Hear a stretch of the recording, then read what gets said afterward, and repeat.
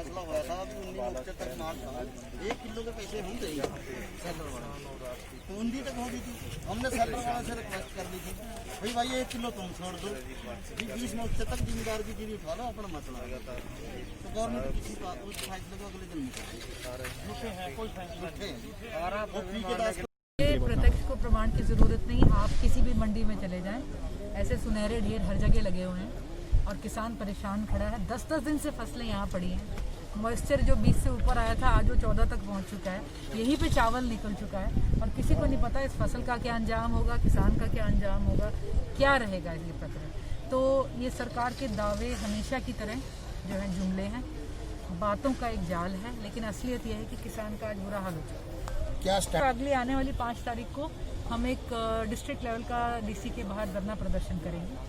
हम किसानों के मुद्दे उठा के रखेंगे। किसानों के जो है ये जो उनके याददाश्त बना के वो रखनी बहुत जरूरी है। देखिए हमारे लोकतंत्र के लिए एक काला दिन है, मैं समझती हूँ, जब सड़कों पर किसानों का ध्वनि मत चारों तरफ उठा हुआ है कि हमें ये मंजूर नहीं है, फिर भी उनके चुने हुए नुमाइंदे सदन में बैठकर ध्वनि मत में, जहां उनकी बहुमत नहीं है, जहां उनके अपने साथियों ने छोड़ के जा रहे हैं, उस प्रकरण में उस गंदे तरीके से इस मत को पास कर देते हैं, तो साफ पता चलता है मौजूदा सरकार को देश में जो है प्रजातंत्र की कोई इज्जत नहीं है, संविधान का उनकी कोई कीमत नहीं है और वो कुछ भी कर इस देश को पूंजीपतियों की जेब में इस तरह से नहीं तो उस तरह से डालने में आमादा हैं और रहेंगे।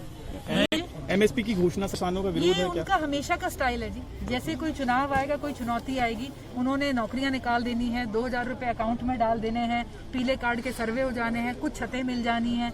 ये जो छोटे छोटे दाने बिखरते हैं ना, ये लोगों का ध्यान हुए बांटने के लिए होता है। अभी भी जैसे ही किसान ने आंदोलन किया तो एमएसपी बढ़ा दी। एमएसपी तो मक्का की 1800 थी, लेकिन 600 तक 800 तक बिकी है। इस पे सरकार जवाब दे।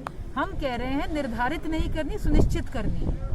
सरकार से भी किसान यही लड़ाई कर रहा है कि एमएसपी का एक वो कर दो कि जो सरकारी रेट निर्धारित होगा उससे नीचे कहीं भी खरीदना जो है उसे गैर कानूनी घोषित कर दिया। अभी आप देखिए जी, किसी को इस आग में घी डालने की जरूरत नहीं। जो 3 अध्यादेश हैं इन्होंने तो खुद ही आग लगाई है, उसी में खुद ही घी डाला है।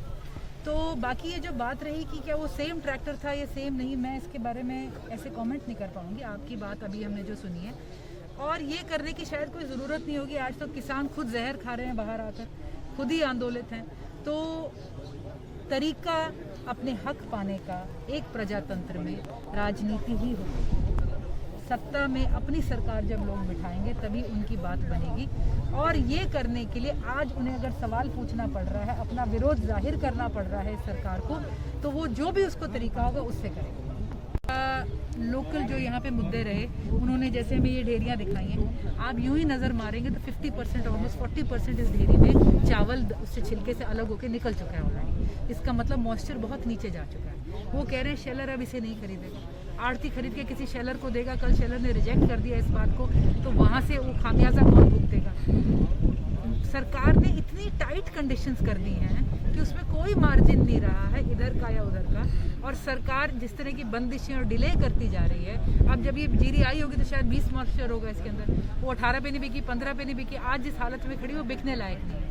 और साथ ही में किसानों ने कहा हमारी बाकी की फसल अब जो खेतों में पक रही है हम वो काट नहीं रहे, क्योंकि हमें यही देख के हैरानगी हो रही है कि इसे लेके कहाँ जाएंगे। साथ ही में यहाँ पे खाली ये नहीं, आड़ती परेशान है, शेलर परेशान है, जो मजदूर काम कर रहा है वो परेशान है।